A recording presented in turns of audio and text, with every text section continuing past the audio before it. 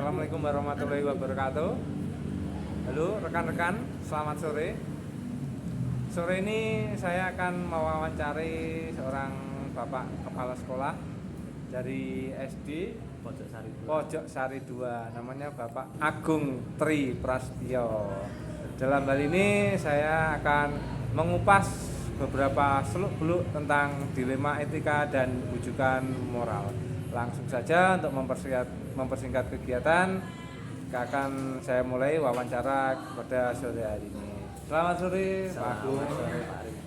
Ya, ini mohon maaf saya minta waktunya sebentar untuk kegiatan wawancara ini. Pertanyaan pertama ini, selama ini bagaimana Bapak dapat mengidentifikasi kasus-kasus yang merupakan dilema etika dan rujukan moral di sekolah Bapak? Terkait dari beberapa kasus yang saya alami di SMA kaitannya dengan dilema etika maupun rujukan moral ini bisa kita lihat dari sisi benar atau salah. Jika itu ada kebaikan atau nilai-nilai kebajikan dari kedua sisi, maka itu saya masukkan ke dalam dilema etika. Namun jika hanya ada satu sisi kebajikan, itu biasanya saya masukkan ke kategori rujukan moral. Berarti intinya letaknya pada adanya kebajikan itu ya Pak Agung ya? Oh iya.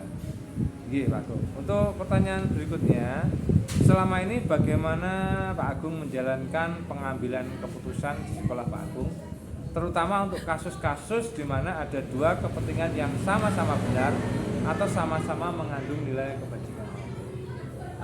Sejauh ini dalam pengambilan keputusan di sekolah saya terkait dengan kedua kepentingan atau permasalahan yang mengandung dua unsur kebajikan, nilai-nilai kebajikan ini, saya biasanya tetap membicarakan secara musyawarah. Saya melibatkan berbagai pihak, terutama guru dalam pengambilan keputusan ini. Sudut pandang dari mereka selaku yang terjun di lapangan sendiri dalam melihat permasalahan-permasalahan yang ada. Dari sana saya bisa menilai dan menganalisis poin plus dan minusnya seperti apa, sehingga dalam pengambilan keputusan nanti tidak ada pihak-pihak yang merasa dirugikan. Berarti intinya didasarkan pada pengambilan keputusan bersama stakeholder dan rekan-rekan sekolah gitu ya Pak Agung. Kemudian dianalisis bagaimana solusi-solusi yang tepat untuk menyelesaikannya. Ya, betul. Mengenai langkah-langkah atau prosedurnya bagaimana Pak Agung yang dilakukan selama ini dalam pengambilan keputusan? Dari pengambilan keputusan ini ada jenjang. Saya itu punya SOP di sekolah. Jadi ke permasalahan itu tidak selalu langsung saya yang mengatasi, tapi mulai dari guru tersebut, dari yang kalau misalnya permasalahan terkait dengan siswa itu diselesaikan dari tingkat bawah dulu, dari guru tersebut. Jika guru tersebut tidak bisa menyelesaikan masalahnya, baru naik ke waka kesiswaan.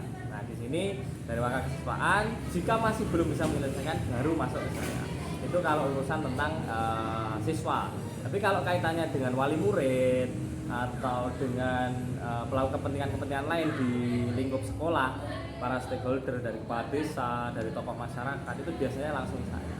Dari kita sudah membuat sistem yang memfilter permasalahan-permasalahan ini secara otomatis, sehingga setiap permasalahan itu bisa diselesaikan pada jenjang yang tepat dan dengan pengambilan keputusan yang pas. Berarti sudah ada jenjangnya ya Pak Agung ya, mulai Betul. dari guru atau wali kelas, kemudian melalui waka, Ya. dan juga ada permasalahan-permasalahan tertentu yang itu bisa diselesaikan oleh Pak Agung sendiri, misalnya dengan stakeholder di desa tempat SD Pak Agung itu Ya, berada, betul. dengan kepala desa atau yang lainnya. Ya. Lalu hal-hal apa ya Pak Agung yang selama ini merupakan tantangan dalam pengambilan keputusan pada kasus-kasus dilema etika?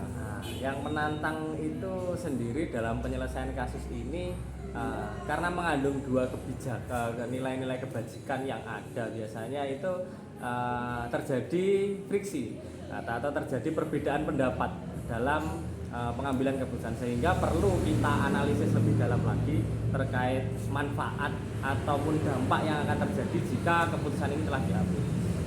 Itu merupakan tantangan sendiri karena memang setiap karakter itu akan penanganannya berbeda-beda.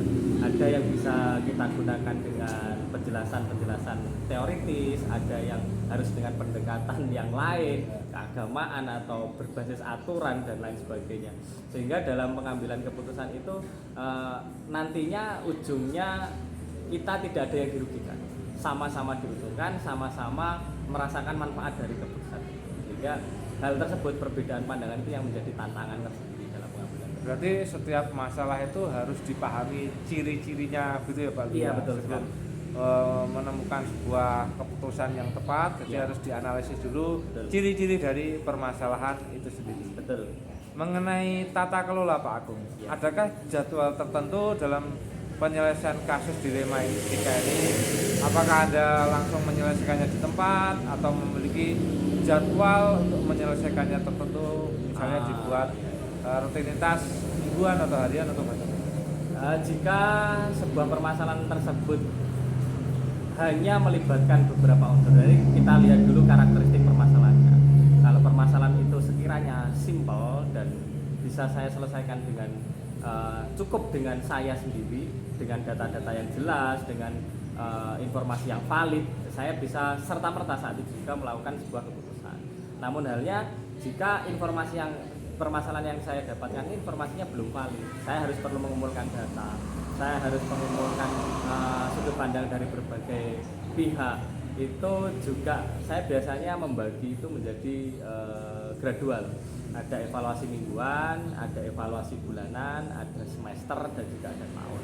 Sehingga setiap permasalahan itu tidak serta-merta kita gegabah dalam mengambil sebuah keputusan, tapi bertahap. Lebih cenderung kepada informasi yang valid dulu atau data-data yang cukup sebelum kita mengambil sebuah keputusan. Berarti didasarkan pada tingkat kepentingan dari permasalahan itu dan juga harus mengidentifikasi data-data dari setiap permasalahan itu dengan mengumpulkan informasi dari hal-hal yang terkait. Betul sekali. Ini Pak Agung, untuk pertanyaan terakhir Ya. pada pertemuan kita sore hari ini, Ya. dari semua hal yang telah disampaikan, pembelajaran apa yang dapat Bapak petik dari pengalaman Bapak mengambil keputusan dilema etika? Dalam pengambilan keputusan ini saya selalu mengedepankan tidak ada satu pihak pun yang merasa dirugikan. Jadi kemanfaatan dalam pengambilan keputusan itu dapat dirasakan oleh semua pihak. Jadi semua pihak ini dapat merasakan manfaatnya terhadap kehidupannya di masa yang akan datang. Sehingga perlu kebijaksanaan dan kehati-hatian dalam pengambilan keputusan. Nilai-nilai itu yang saya pegang. Sehingga dari lingkungan sekolah yang saya pimpin itu tidak ada yang merasa dirugikan terhadap keputusan yang saya ambil.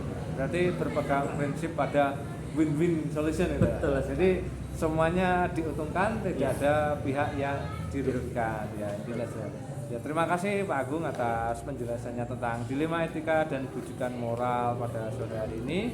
Terima kasih dan selamat melaksanakan aktivitas. Assalamualaikum. Waalaikumsalam.